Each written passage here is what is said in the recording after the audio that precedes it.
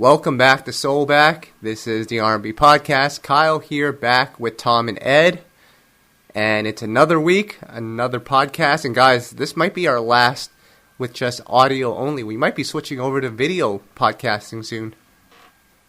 So apparently that's the word. I'm kind of glad we're not doing it today because I am one exhausted black man and you don't need to see this brother up here half asleep on this podcast. I'm going to be pretty moody, so you two need to watch your P's and Q's. Well, hold on a minute. I got to look at you guys. Have you guys even gotten a haircut or shaved in the past couple months? I actually have not, and I am finally getting my first one on Tuesday, so I will be in good fighting shape by next weekend, hopefully. I've seen Kyle's hair, man. That thing is pretty tall.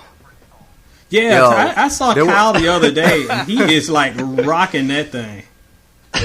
Hold on. So, I got a haircut like once before the quarantine happened, and then I just let it grow. And I think I had like Goku hair for like the next month. And then my mom finally helped me chop off some of the sides. Your mom? And then she wow. Yeah, man. And then she asked if I wanted to cut off the top. If I wanted to cut off the top, I was like, no, just leave it. I actually like it. It's pretty cool, man. Yeah, from now on, it's going to be called the Goku. Yep, exactly. So we have a lot to talk about in R&B this week, as we always do. Even though it's a quarantined week, there's always stuff to talk about. Last week we had some sad news with the passing of a couple of legends. So I figured this week, hopefully, we have a happier podcast. So can I give you guys some good news and some fun facts? All right. Sure. And you guys will be really excited about this one. First of all, Chris Brown has now charted 100 songs on the Hot 100. That's exciting. Oh, jeez. I thought we were going to start this off with something exciting and not something whack. Listen, I will give props.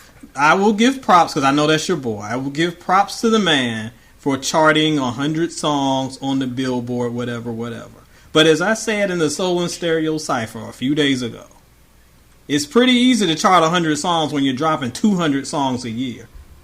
We asked the Cypher, we were like, who can name some of these charting songs? And this is a group filled with R&B music fans. And people were like, no guidance? Like, play it. When you look at the charts, you would not believe some of the stuff that's charting. It's just random.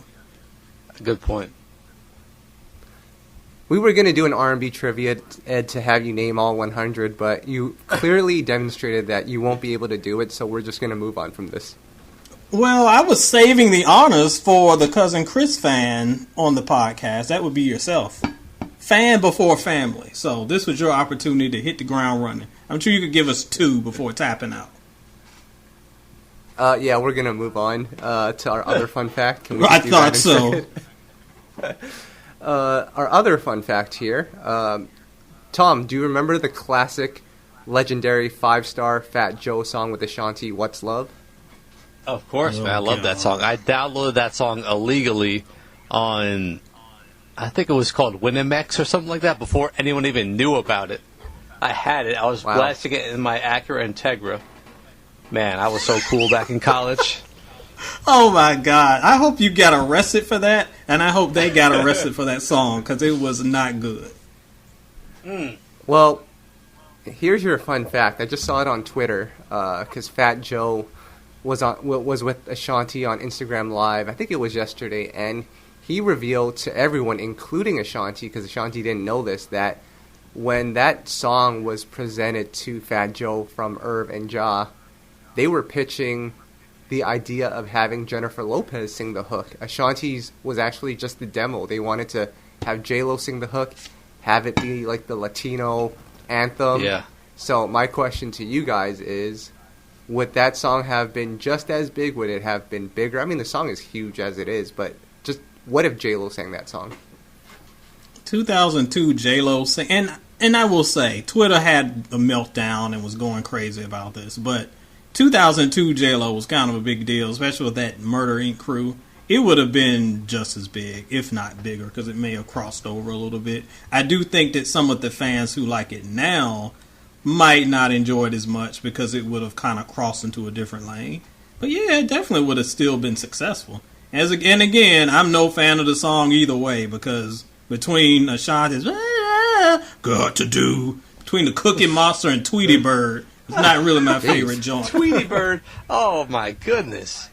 That's such not cool. Disrespect, man. To a multi-platinum artist. Can you believe that?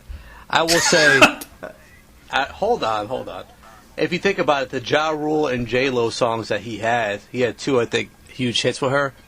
Were they much bigger than this Fat Joe song with Ashanti? I think it was all on the same probably level. Was. Yeah, they were. I think they were same level. A little bigger. I think I'm Real was a little bigger, but so that's the point I'm trying to make. I don't think it could have gone that much higher, but probably around the same. Fair enough. And shout out to Ashanti in that music video. That was the start of a Hall of Fame career. Oh my God. Oh. Anyways, Ed, last week we were trying to figure out what Keith Sweat is doing during this quarantine time, and actually I was just scrolling through my Instagram before this, and Keith Sweat and Teddy Riley are actually putting together a Sweat Hotel Live concert. It's actually free too, so Keith is not getting the bag on this one, but 112 and Next are going to be performing on Instagram as part of Sweat Hotel Live. Can we give Keith a shout out for pushing the culture forward? Playa, you just made my day. I had not heard about this, so this is breaking news to me. You just enlightened and made me joyous. I got to find a date for this thing because I will be front and center for this concert. I haven't even heard about this either. How is this even going to work? Because Next is in 3 different cities. That is a good question here. Is 112 even in the same room? I mean, when you interviewed them, they weren't together. Oh, well, when I interviewed Mike, they were. Oh, they were? Okay. All right. Yeah, Mike and Slim were together, so, yeah. No. Well, but that's a pretty cool concept. I just hope that, because we've seen with these Instagram Lives, with ours included, Tom, some of these Wi-Fi connections that these artists have, it's like equivalent to AOL circa 2001. Listen, guys, I'm not going to call anyone out, but there was one artist I was scheduled to interview that couldn't even figure out how to go live with me. I'm sorry, but, come on, this is 2020. You got to figure out technology. Well, see, here's the thing, Player. I'm not even going to judge some people because there are we got to understand that some folks, there are different skill levels when it comes to technology. Here's why I have no sympathy, though. If you have an Instagram Live, if you're doing a versus ballad, Nelly, and you don't know what your internet speed is, you don't know how to get on Instagram Live, you better ask your niece or nephew or grandson to be like, hey, I got to do this thing next week. Can you come to my house and make sure I got Instagram on my phone? I just don't understand why people don't test this stuff until 2 minutes before it's time to go live. Or they just do it and I don't know what I'm doing. Player, you're new. You signed up for the interview or the battle or the whatever. Work out the kinks. Be a professional. What you doing? Would you guys ever get so desperate to the point where, if your Wi-Fi didn't work, that you would turn that off and use your data? I did. I do that all the time. I've been doing that. Wow. I have unlimited, so it's all good. Your phone must heat up really fast. It does, man. It's bad. Yeah. So, it's crazy times right now. But Tom, is it R&B trivia time? I think you have one prepared for Ed. Oh man, Ed, I can't wait. I love these, Ed, because you never win on these, so that's what makes it fun. Never win on these. I guarantee you that if you hit anybody else in the world, they would do a fraction of what your boy does. So what you got this week? I think we tried something like this before. We're going to try it again. I'm going to name. I have 5 R&B groups. Pretty well known, in fact. They all have had huge hits. All you need to do is name one member of each group. Okay? Wow. Ed, you can do this. And it depends. Some of them I can't do. And this is the early 90s edition. I think last time we did a early 2000s or late 90s. So this is even more memorable. And anyone listening along, listening to this podcast, Ed, give them a few seconds to think about it before you just Cool. Shoot it out there. All right, ready? The first one is Brownstone. Oh, this... Shout out to my R&B Divas fans for this one. If y'all know R&B Divas, you know the answers to this. You ready? Time's up. Who you got? Miss Nikki Gilbert. Yep, correct. Hey. Could you name any others? Nope. I'm telling you, I'm terrible at group names, especially in the early 90s. I can see all their faces, but the names, I might be able to name one or two. Current members are Nikki Gilbert, Tisha Lott, Aaron Jackson. Past members are Monica Mimi Dobie Davis, Charmaine Maxie Maxwell, who passed away, unfortunately. Yeah, but I remember that. Keena Cosper, Raquel Roberts, and Kimberly Wright. It was that many members of Brownstone? Gee. I didn't read the whole bio, but yeah, those said past members. Well, I'm sure Nikki will be sending you a strongly worded email. Think Drew Hill was bad? Look at Brownstone. Yeah. No one's as bad as Ash yet. Trust me. They're not on this list, but we might have to revisit that someday. But moving on, the next one for you is, and this group only has 3 members, no past members. It is the group Jade. Oh my gosh. No, I can't do Jade. Anyone out there? Maybe one of our listeners can, but I can't. We'll give you 5 more seconds. So the 3 members are Dee Reed, Joy Marshall, and Tanya Kelly. Joy. Yep, I remember Joy. Did she do some solo material? Joy did. I remember that.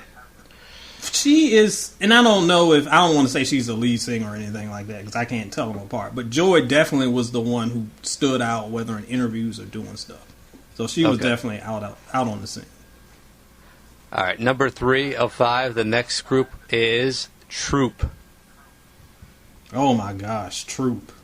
Ed, you got to get this one. My boy, Kyle too. My boy is in this group. Kyle knows Troop like that? I'm impressed. Oh yes.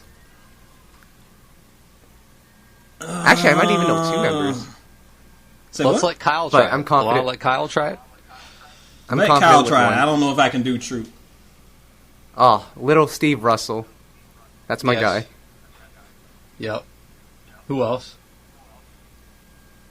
I think there's a guy named Alan, but that's all I remember. McNeil. Close enough. There you go. John Harold, Rodney Benford, and Reggie Warren. Wait, John? No. Silk John? Not that John from not that. Oh, okay. You know I know that John, not him. Moving on. And if anyone out there is listening and you got some of these right, hit us up, let us know. That's pretty impressive. Even Ed couldn't get any of these. The next one these early ones is ooh. The next one is Shy. Oh, that's another easy one. Easy. And I'll explain why. Yeah, I'll explain why in a second. Before you name anything, they've had 4 current members and 4 past members. Yep. You knew that? Yeah, Shy they were kind of a big deal in their day. They're not a one-hit wonder? No, they had at least 2 hits. If I Ever Fall in Love and Comforter was pretty big too. They have a song called Comforter? Yes, not the thing you put on your bed. They wrote a song about a blanket? Ugh. We need to wrap this up. Speaking of blankets, can I just get the answer? Yes. Garfield. Let me tell you why. Because the ladies love some Garfield. All right. Do you know any of the others? There was a dude named George, and I only remember that because that's my dad's name. Other than that, I can't tell you the rest of them. Current members: Darnell Van Rensselaer, Garfield Darnell. Bright, Darnell Jones, not that guy, a different Darnell. Dwayne Jones and George Spencer III. Past members Carl Martin, Mark Gay, Eric Willis, and Jeff Taylor. Huh, I didn't realize they ran through so many members either. And they have 2 hits to their name. name. Whatever happened to. Yeah, and you should write about their second hit about a blanket when you write that article. I'll be sure to credit that to you as well. Good Lord. But no, they had several hits off that first album. They did their thing. All right, last group, Allure. Who? Allure, Mariah Carey's group. Oh, Allure. Okay. No, I just didn't hear what you were saying. I wasn't like, who are these whack people? No, I know Allure.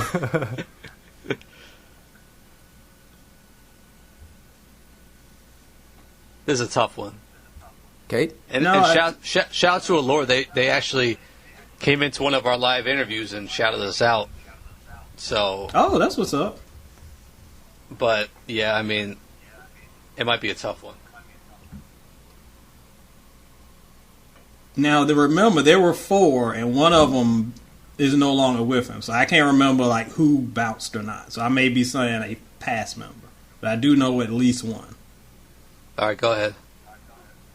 Alicia. Who? Alicia. Oh, yes, correct. Alicia Sanders is one of the members. How do you know that? Mm-hmm. Because I was a pretty big Allure fan back in the day. There was like an Alicia, if you had told me in 1998 who to bet the house on to be like the next big R&B female group, would have bet the house on Allure. They had Alicia. Wow. They had, it was like what was her name? Like, I'm blanking on her name, like Harriet or something like that. Harriet? And then it was something like that. Hemley. So it was Hemley. Okay. Hemley. Close enough. It was H. Right. But it was Alicia, and then it was like an Aaliyah, and then it was Aaliyah Gray. Yes, correct. Last one. Can you name it? Yeah, let me think. I'll send you a dry chicken sandwich if you get this one. You can keep your dry stuff in the mail. Kyle will eat it. He eats anything. I give up. Who was the last one? Akissa Mendez. Yes, I remember her face. Yes. Like I said, I was an Allure dude. Yes. Wow. Who is the one that's no longer with them? No, her name is Hemley, a.k.a. Linny Belcher. I don't know. No, she didn't die, did she? She just left the group. No, she left the group. Yeah. Interesting. So that's it. Good job, Ed. You failed on all 5. Actually, I got most of them, so chill out. Tom, fun fact for you. Garfield from Shy is a teacher at Georgia State University. He's working on his PhD. Wow. That's pretty impressive. Look at that. How do you even know that? Shadows. I'm on the internet right now, and apparently Shy put out an album a couple years ago. Wait, we knew that already. We knew that. Just go listen to the archives of that. We had a lot to say about that. Kyle. Yep. Kyle. Garfield is actually following us on Instagram, and we're not following him back. FYI. That's terrible. Follow that man. He's a genius. He's a PhD. And the ladies his like him. His profile says PhD. That's interesting. Mine would too. Shoutouts to Garfield. But is this like a real PhD? Or is that like one of those like fake PhDs that celebrity like people get? Like I think Spectacular has a PhD as well. I was going to say, I'm sure it's more real than whatever Spectacular's is, but... All I know is that you would hate this guy. You'd hate this guy. His profile on Instagram says he's plant-based. Ugh. Why are you upset that he's plant-based? As long as he's not cooking for me, we're okay. I say that's pretty cool. Ed, you would hate that. You could never survive that. Ed, no, I would not survive that. He's definitely a better man. He can be plant-based all over there. He can sing for me, just don't cook for me. That's good. Ed, you're not a fan of Brussels sprouts? They are the most disgusting vegetables on earth. Who eats Brussels sprouts? Ouch. What about asparagus? Asparagus are pretty that crap. gross. Are you kidding me? I pretty much don't eat anything green. Asparagus can be good, but most of the time they're not good. It's like a Chris Brown album. Like, it should be good, but most of the time you're going to be disappointed.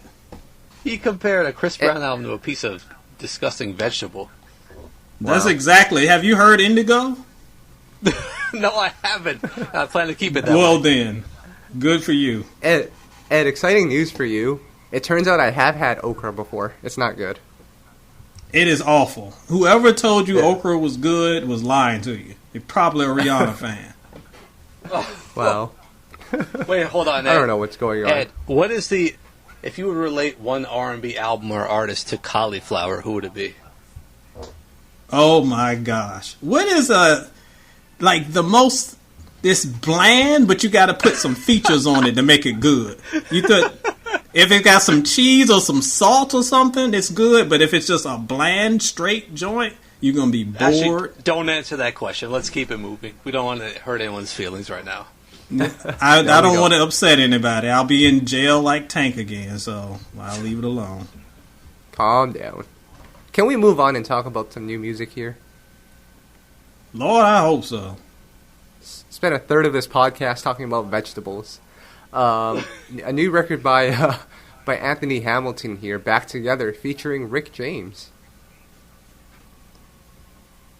I was hoping that you would say something whack so I could be like, yeah, speaking of whack vegetables. But I love this song. I don't know if you two have had a chance to check it out. What a weird combination of artists, because talk about two people that don't have anything in common. One dude singing about Mary Jane, the other dude's crying over Charlene. But for some reason, this song really works. You know what's crazy?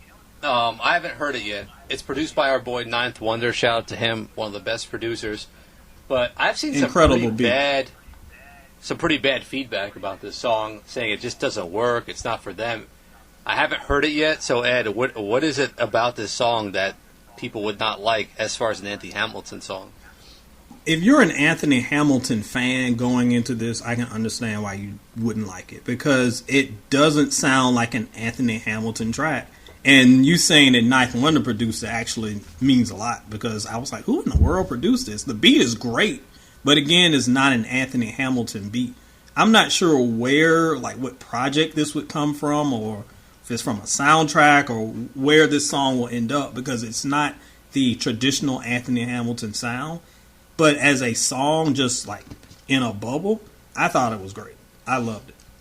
But do you remember that Anthony Hamilton was on a song that David Banner and Ninth Wonder put out? David Banner and Ninth Wonder put out an album together. Do you remember that? And Anthony Hamilton was on one of those songs. And that was such a dope song. And it didn't sound like an Anthony Hamilton song, but it was still super dope. There was, and I can't remember the name of that album, but it was like the death of the pop star or something like that. Yes. Yep. I loved that album. It was such a surprise, and I'm glad you reminded me of it, because it sounds more along the lines of that. And again, it's not a usual Anthony Hamilton kind of slow burning R&B joint or like a soulful Southern joint. It's not like that at all. But as just a record on its own, I loved it, and it doesn't sound like it would be out of place on that album that we just mentioned. I gotta go spin that again. I love that album. Kyle, I don't mean to hijack this, but this is like when I talked to Stokely a few weeks ago for an interview, and he said fans want to keep artists in their box. They want them to sound like the sound they remember them for when they first discovered them, with the memories they have tied into that sound. They don't want them to progress and innovate their sound. And I think that's part of the problem, why artists like Anthony Hamilton can't do a new sound, because people are not open to that, because they want him to stay in that box he was in from 10, 20 years ago, which is unfair. And it's a catch-22. I mean, in hip-hop, I could use DMX all the time as a comparison, where people are like, well, we want you to be barking and howling at the moon. But then when he does that, it's like, why are you still barking and howling at the moon? Yeah. Give us something new. So you can't win either way. So it's a struggle for artists to kind of evolve and try something new. Because if they do, people are like, oh, you sold out, or what are you doing? And if you don't, they're like, oh, this sounds old and played out. Yeah. Well, I mean, Charlene doesn't sound anything like Never Let Go with Carrie Hilson, and that worked. So, some people is it say a matter that of work. just... I've seen people say that Carrie Hilson's song didn't work, believe it or not. Didn't work? Yeah, I've seen it. Look at our Anthony Hamilton post about our favorite songs by him, where I mentioned that one. And people don't want to include that one. That's a great song. Yeah, I mean, it doesn't sound like Anthony Hamilton is like his traditional stuff, so I can understand the pushback. To me, and I've talked about this a million times in my reviews and on the podcast, if the song is good, it's good. If you're doing something that's completely out of your range and you sound bad doing it, then I have an issue. If Anthony Hamilton is trapping and sounds like the old man trying to keep up using karaoke, then I'm going to have a problem with it. But if he is singing over a Ninth Wonder beat with Rick James for some reason, just saying this makes no sense. But for some reason it works as a song, and I'm not mad at it because it doesn't sound like 2003 Anthony Hamilton. I like that it sounds like 2020 Anthony Hamilton. Well, we'll see what else Anthony Hamilton has in store for us. Another record that dropped, Ro James, that's our guy. He dropped Plan B with Brandy. And his album is set to drop May 29th. And it's weird because this time around, Ro doesn't necessarily have a hit like Permission, like he did with his last album. And on Twitter, he asked the people, which I'm not sure if it's ever a good thing to ask the people anything. He asked, should I put out my album now or should I wait? And, of course, if you ask the fans that, they're all going to say put it out now. Tom, do you think this was a legitimate question, or do you think he was testing the waters, or maybe his label was testing the water? Because the album's coming out in like 2 weeks. There was another comment, I don't think you caught it, but he said something like, my album's coming out in 2 weeks, I'm not ready. He actually said that. Like, I'm not sure if he was joking or not, but I really don't think this... It almost feels like the label is kind of forcing the issue just to get it out there because it's been so long and they invested so much into the single, which is a bad thing from the perspective of, like, potentially the success of the album. But for fans, I mean, we love it. We've been waiting on this album. I mean, we can't complain, but I can't help but think, like, we know the upside of how well it's going to do. We can clearly see it. I'm sure the label knows. I'm sure Ro knows. So it's kind of unfortunate watching this play out. It's quite unfortunate. And like I said before on the podcast, I feel like everything in 2020 just has to have an asterisk beside it, because I'm sure it's time for the album to come out, but maybe there are circumstances on his end where he couldn't tighten some stuff up. He couldn't get some songs finished. Maybe had some stuff cooking that didn't quite get together, and now the date's here and the label's like time to go. And Ro, clearly, if he's saying this publicly, clearly he doesn't feel like this thing is ready. So that's worrying as it is. As far as the song, I'm not a big fan of it. It's not terrible, but it goes back to what I was saying last week. It feels like another one of these songs that just never gets out of first gear. It's okay. I'm waiting for it to crescendo or something to happen, and it's just like this kind of even keel flow throughout, and it just never ramps up to the next level for me. Unfortunately, it's like, of all the singles that we've seen from Ro, and I'm a huge Ro fan, I loved his debut, nothing is hitting me like really either the album cuts or Permission so far. So if he's worried about the album, I'm worried too. Can I give my opinion of what I think happened? I don't think the label ever committed to the single last time. They weren't. I don't think they ever fully believed in it, and they kind of did like a token push at radio, which isn't a great setup for an album, in my opinion. Like the way Urban AC is right now, you have a wide open field where you could go number one or at least top 5, easily. And that should have been a song that made it if they really believed in it. And I just didn't see the push happen. I mean, Kyle, what are you thinking? Yeah, I agree with you. I think last time, that's the record that samples Usher, right? Can You Handle It? Yeah. Yeah, I think it was that song. Yeah. So I felt like that was a really strong record, and I felt like that probably should have reached the top of the charts, just based on what I heard And I think you're right. I don't think they truly believed in that song, because if they really wanted to, if RCA really wanted to, they could have pushed that single to number one just based on how we've seen Urban AC and how it's been over the last 2 years. You know, money talks, and I felt like that song had a lot of potential to do it. I don't know what the outcome of this album is going to be, but here's what I kind of find interesting. So he finally released this Brandy joint that he's been talking about for like 6 months now, and it's coming out 2 weeks before the album. Do you think it would be more effective if he had put it out the week that the album was supposed to drop, because then people would listen to that album and almost by accident listen to the rest of the album? Because I feel like 2 weeks, even though it's not a lot of time, in today's era, 2 weeks is a lot of time. So people are going to listen to this song. Hopefully they like it, but if they don't, they're just going to move on, and I fear that Ro James album is just going to be unnoticed. You know what they did, actually? They made that the song you get for free if you pre-order on iTunes or whatever, if you purchase in advance. So that was the route they went with it, thinking that would drive sales as opposed to getting listens. So that was the way they went. But let me tell you this, Ed. Ro James has never seemed like a major label artist to me, and I've known him for many years. I never understood, and this is not a diss to Ro, but like I knew a label wouldn't know what to do with him because his sound is so unique. He's not tailor-made for radio. Like, he's just such a dope artist that he's not going to go trendy. And I don't know what you think, Ed, but I never felt like it made sense 100% that he was on a label and they would try to make it work.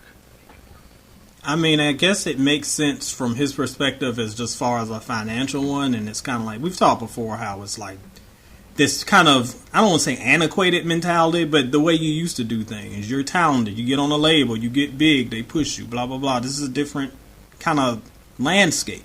And I've seen Ro live, you're a big fan, I'm a big fan. He can't be treated like a regular artist. And we saw this a little bit with like a Tinashe. Not to that level, but there was an artist here that was talented and they put her in this block and they were like, okay, we're going to make you this big pop star and blah, blah. And they pushed her. She was a round peg in a square hole and it did not work at all. Ro hasn't gotten that bad yet, but I fear that he is in a position where it's a really talented dude that the label is trying to push him in spots that just doesn't work for him. He's an artist you have to let just be him and then connect with an audience that way.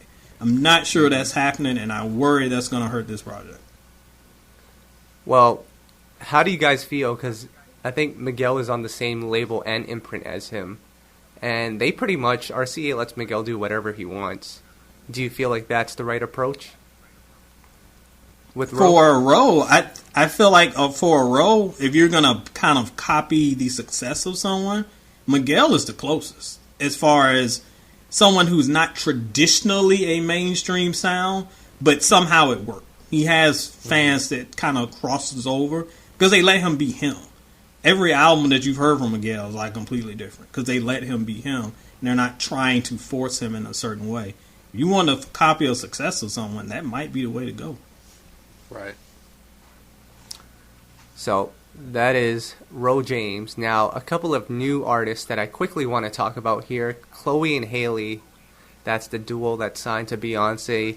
The two young singers have released their new record, Do It, which I've seen a lot of love for on social media. Victoria Monet wrote it, Scott Storch produced it, and Tom, our good friend, said that this is the 2020 version of Jumpin' Jumpin' by Destiny's Child.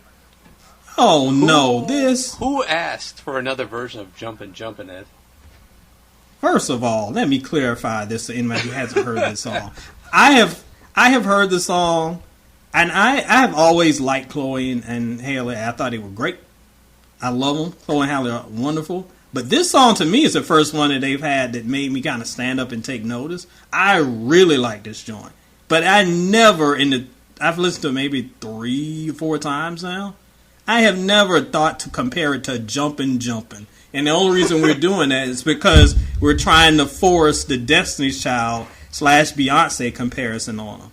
Don't do that, y'all. Let them be them. Don't try to make them into the next Destiny's Child. because you're setting them up for failure. Let them be the first one of them. Can I tell you how I even know of Chloe and Halle? I heard years ago that they signed up Beyonce, and then second of all, my wife is a diehard fan of the show Blackish, so I know them from that. That's how, I'm like, who are those people? And she said, oh, that's Chloe and Halle. I said, oh, okay, I heard of them from signing with Beyonce 5 years ago. Cool. That's it. Cool. They are pretty good. I like, what was their album from a couple years ago? Like The Kids Are Alright or something like that. It was pretty decent. Yep. They have a lot of talent, and I like this song a lot. This could be them finally finding their sound. But Lord, players, don't try to make them into Destiny's Child, because that's the quickest way to fail. Well, a couple of notes about this song here. First of all, I like the song. Scott Storch did a tremendous job on the beat. I'm not sure if I would pay him for an interview, but I would pay him for this beat, because that is a fantastic beat. Stop. No one caught that. It's okay. And then Victoria Monet, I got to give her a shout out, because she's penned some great records over the last couple of years.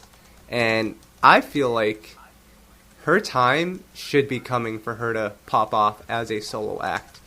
So, and we love Victoria, so this is no shot at her with this discussion. But why do you guys think she hasn't popped off yet? Do you think her association with Ariana Grande hinders her career in any way?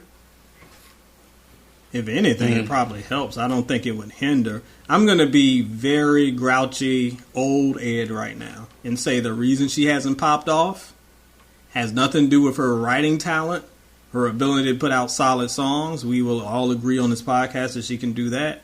The reason she hasn't popped off is because she hasn't popped off on social media yet. That's what She's tried. She's tried. I started seeing the clothes come off, guys. I mean, it wasn't like that before. And Kyle will tell you about her. What was the video where she was doing the workouts in the sweaty house? She's trying. That's a fantastic song and video. Ass like that. I bet you can't even sing the hook off of that song, but you can certainly recount the video. But it goes to my point. Unfortunately, in 2020, to pop to the level that she deserves, you got to have like this groundswell of social media support.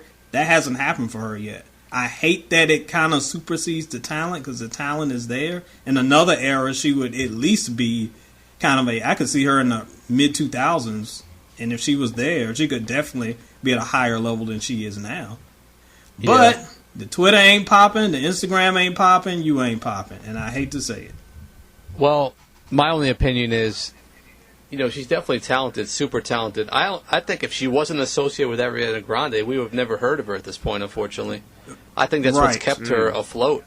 But in reality, if she had come out in the early 2000s before the social media era, she probably would have been a star.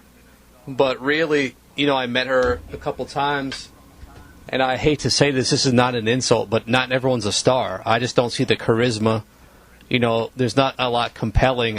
She's just a normal person to me. So, not everyone has that star quality, unfortunately, and maybe that's what it is. I don't know. Well, Tom, I'll add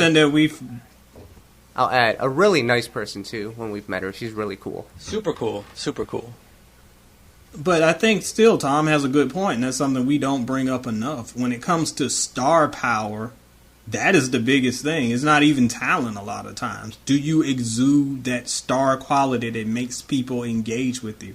That's why social media has been so powerful for some of the less talented among us. Because even if you carry yourself like a star, doesn't matter if you can't sing or whatever. If you look like a star and you get people to invest in your brand, then you're off to the races. And she hasn't had people invest in her brand yet. I can't speak to her character. She seems cool. She seems like a nice person. She don't seem crazy like half of these people out here. So I want her to win, but I think that's what's held her back. You know who I got that vibe from when I first met them? Was Kehlani, and this was before she had out like her debut. She just had the mixtape out, and I never forget when I met her.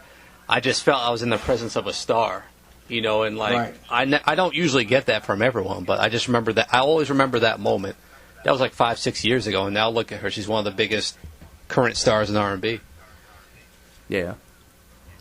And she'll be getting a Playa Please Award later on today, so we'll talk about Kehlani later, guys. Oh, boy. I can't wait to see that. And then some more cool news for you guys here. Timbaland and Justine Skye are doing like a weekly Instagram Live challenge where Timbaland plays a beat and Justine writes to it. And then at some point, I think Justine's going to put out a mixtape of those songs that they're writing together, and she's going to put it out. I think that's a pretty cool way to engage her fans. They do it once a week, and it seems to be getting some good responses right now. Ed. Yes? Tom. Was Nicole Ray not available for this?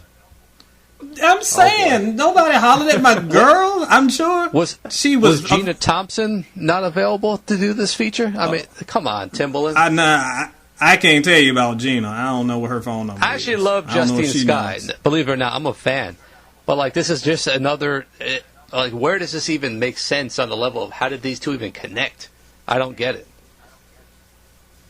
Well, I'm still excited for the project. It seems like a really cool thing. Lord knows where Gina is. You could y'all can interview her. It's definitely available.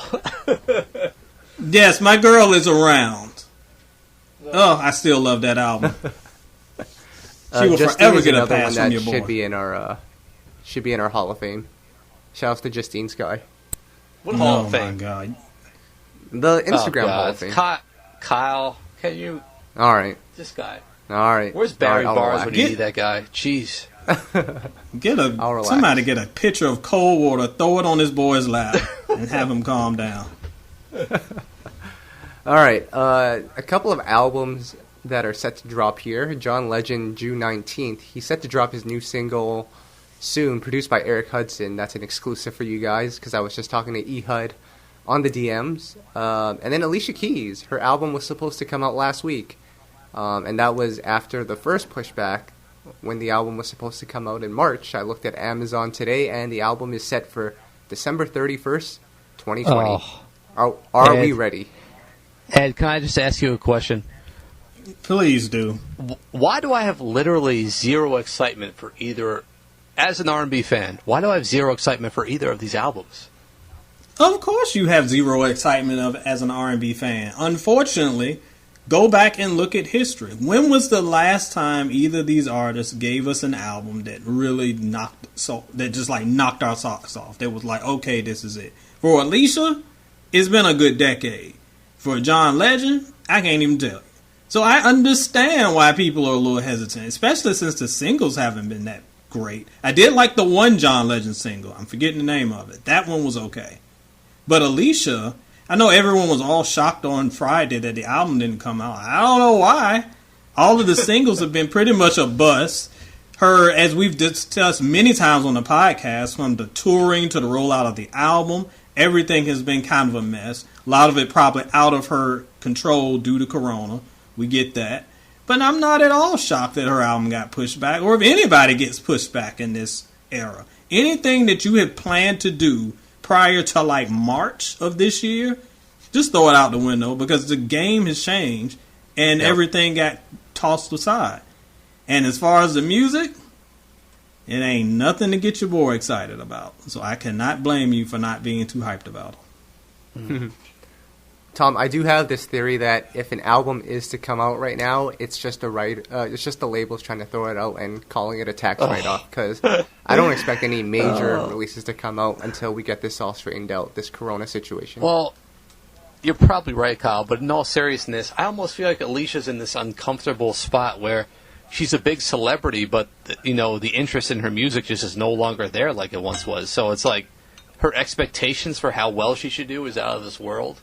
But it doesn't seem like that many people actually care like they should. It's just weird. Yeah. But we'll see what she does. Can never count Alicia Keys out. So we shall see. Album is set to drop in December now, apparently. But that might just be like a generic date that Amazon put on, because they don't know either. Did you check the year? Did it say December 2020, or was it like December 2025?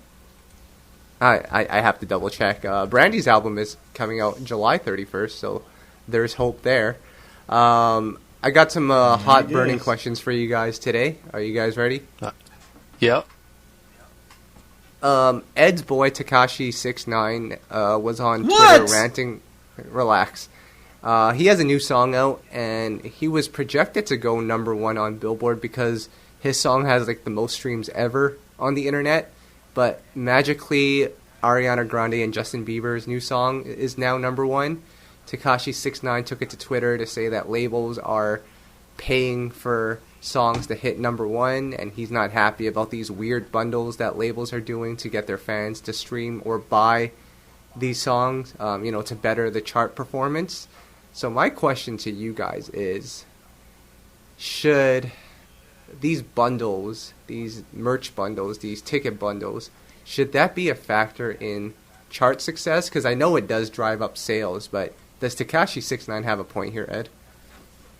First of all, Tekashi 6ix9ine, Tekashi Snitch 9, talking about something being weird is pretty funny for somebody who looks like a D-list Ninja Turtles villain.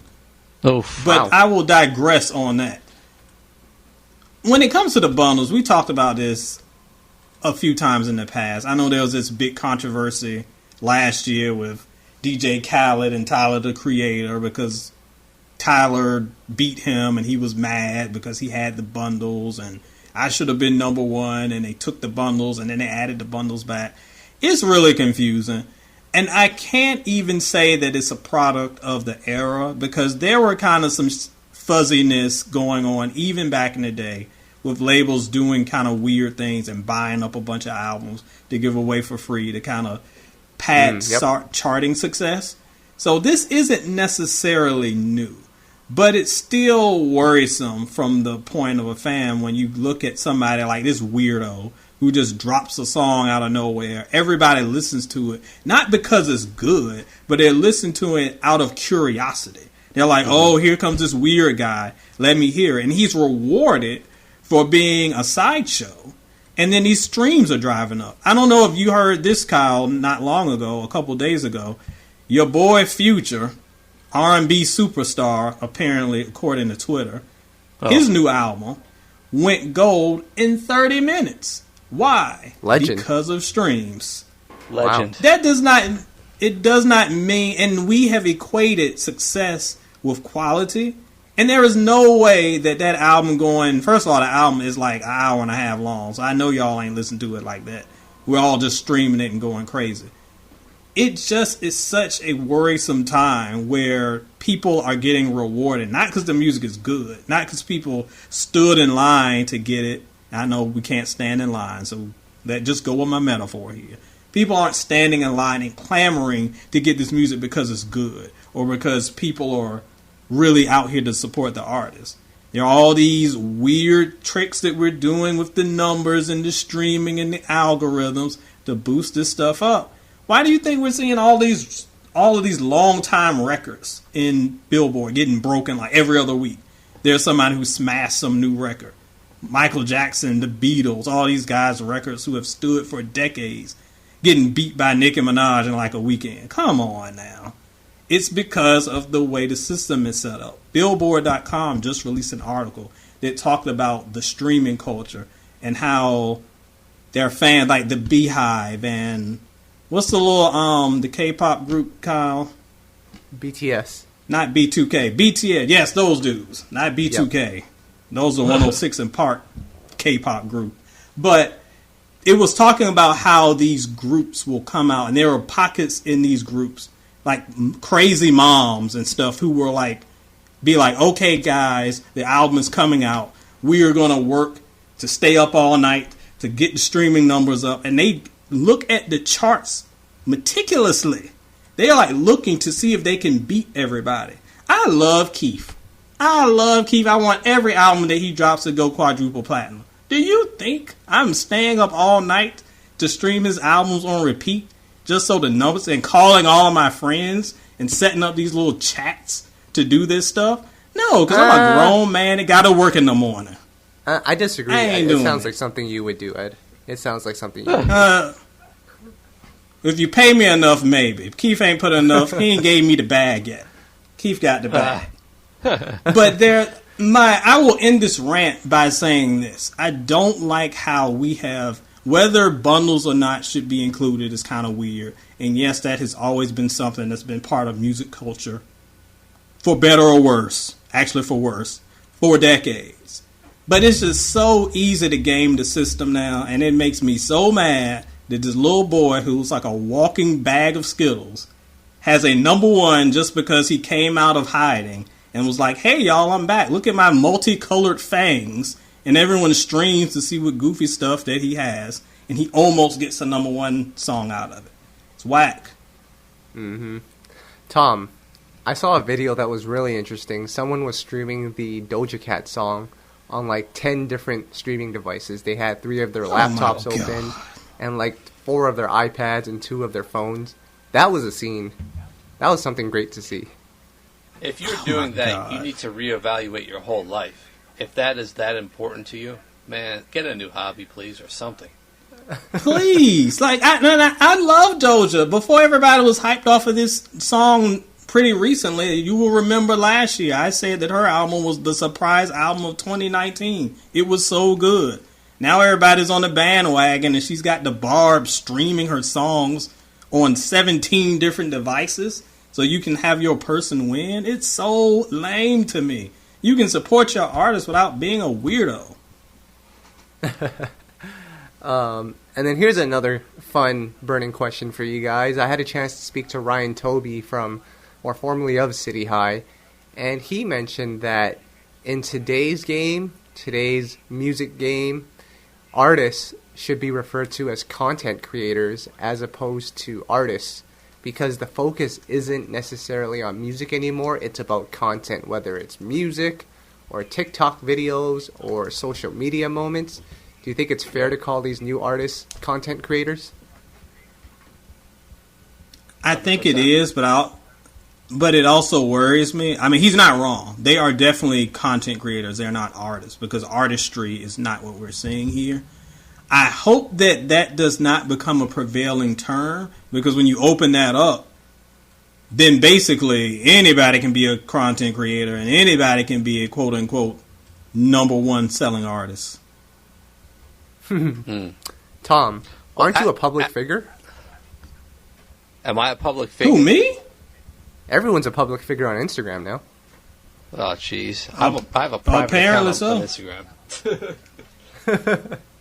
Kyle, there was something actually more interesting that came out of the interview. Well, not the most interesting thing. That was a dope interview, but Ed, I need you to confirm this. Ryan Toby made the claim that the label, once they folded up City High and disbanded them, turned the Black Eyed Peas into the new City High, and that's when Where's the Love came out. So City High would have been what the Black Eyed Peas became if they could have kept it together. Do you believe that? No, player. I've heard this argument before from somebody. I'm not sure if it was him or who made this argument before.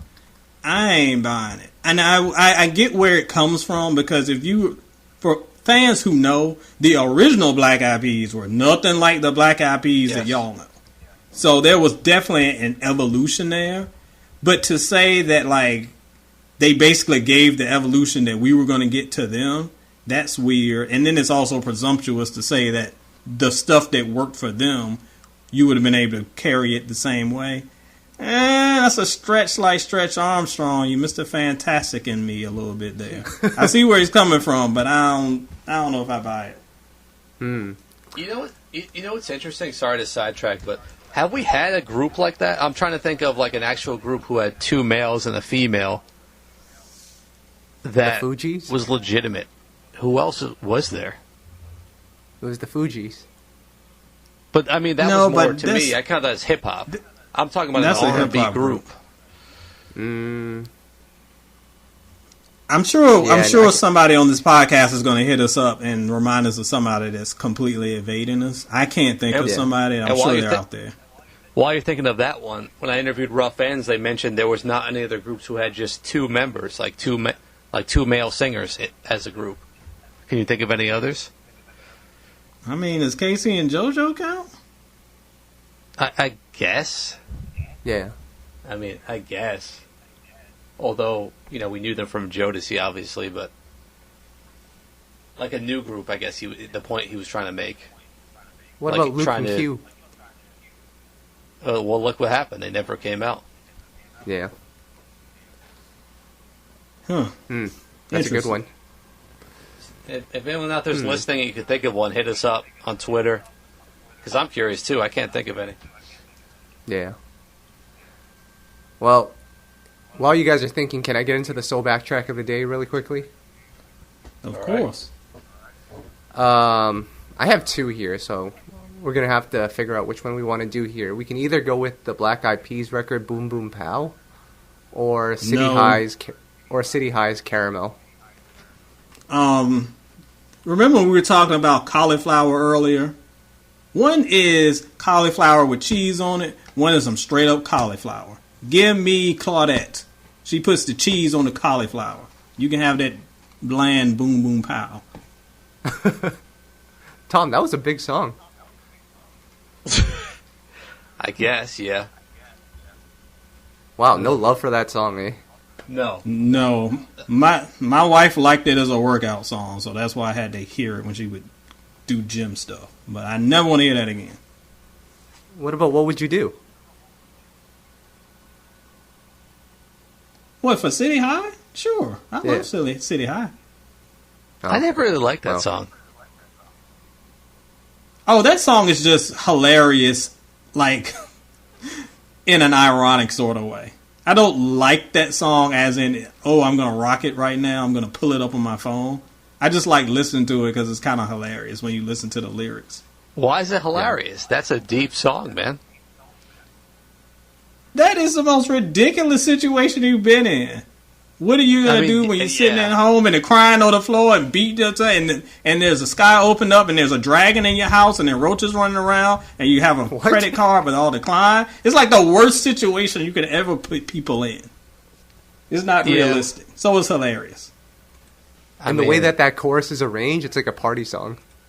Just how fast it is. It's like you're celebrating poverty. Yep. It's a weird song. Yeah. And I wonder how much of their royalties that they lost when they put the Dr. Dre song in the middle of it.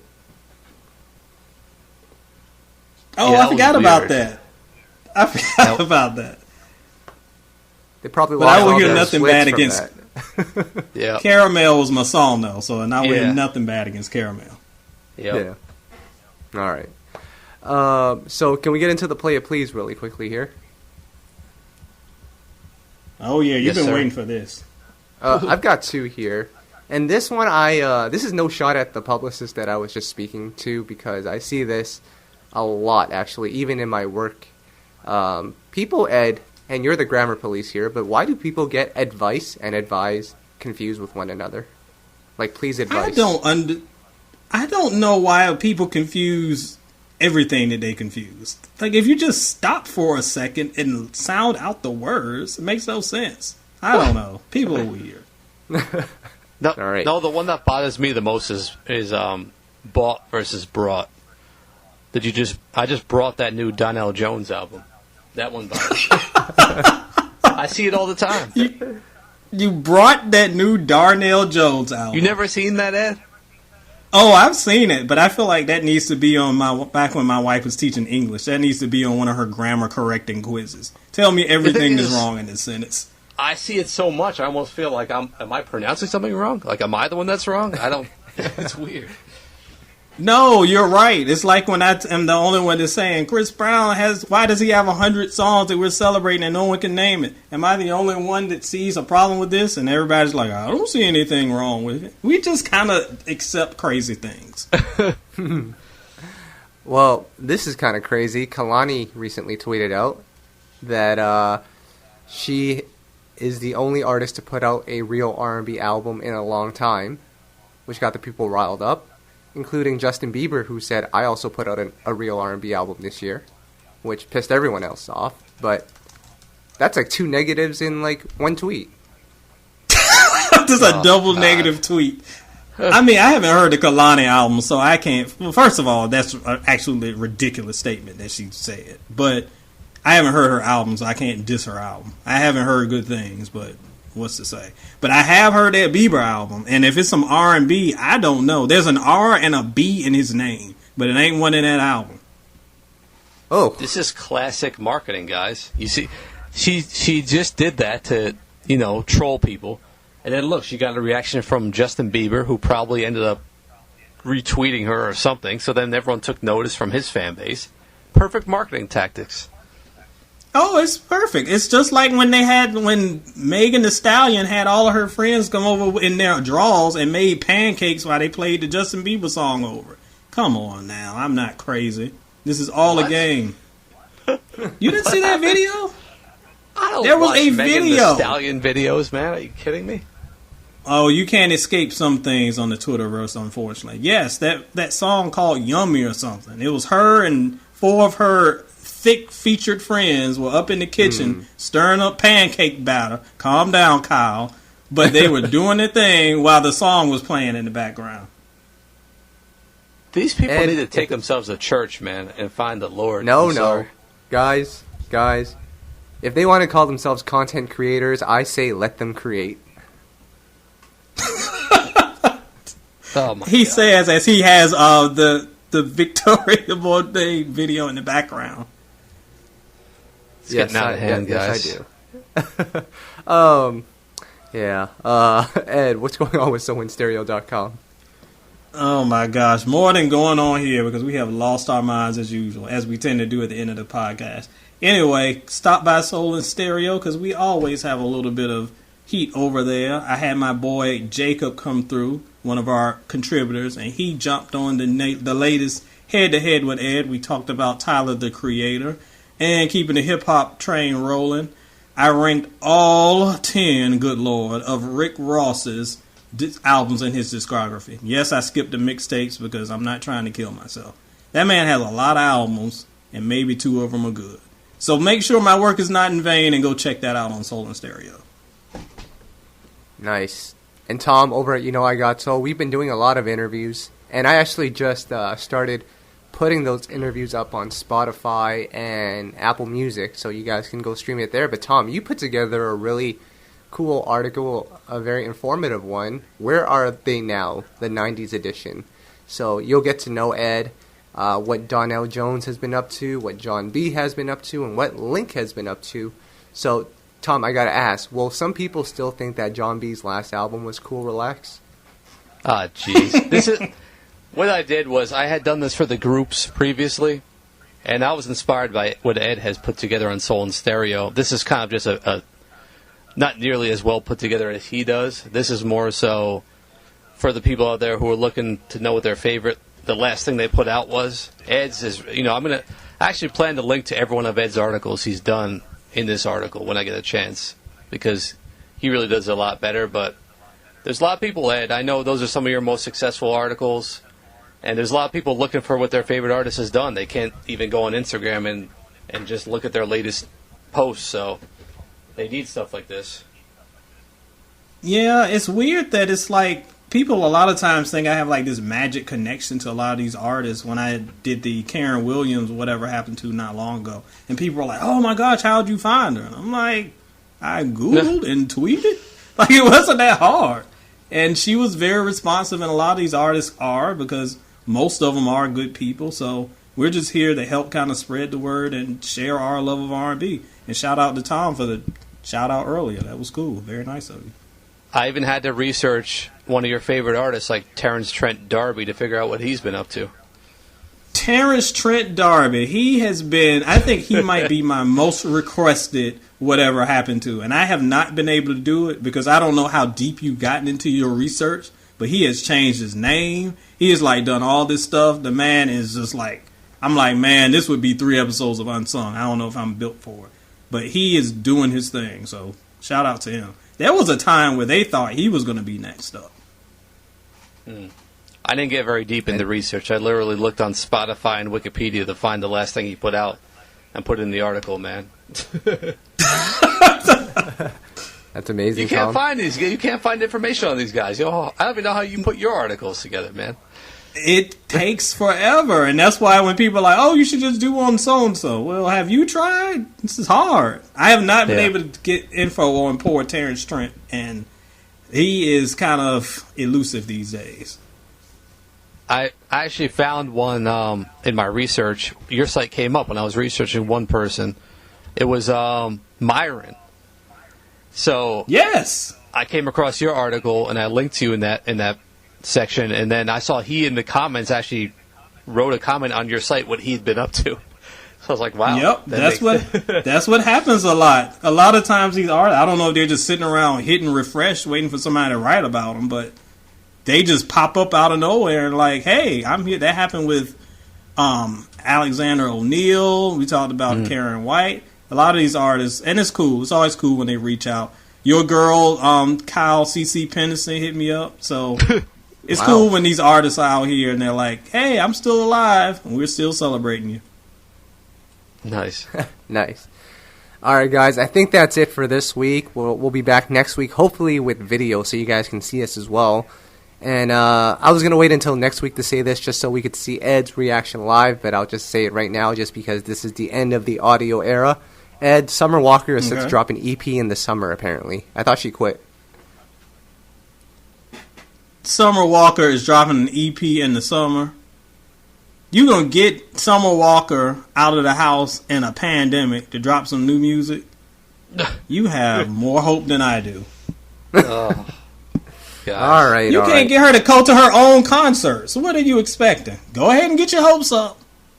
Well, we will see. Hope you like 5 2-minute songs. Ed, relax. We'll continue this next week. But guys, we are out of here. Everyone stay safe and check back in next week. Next week. Next week. Next week. Next week. Next week. Next week. Next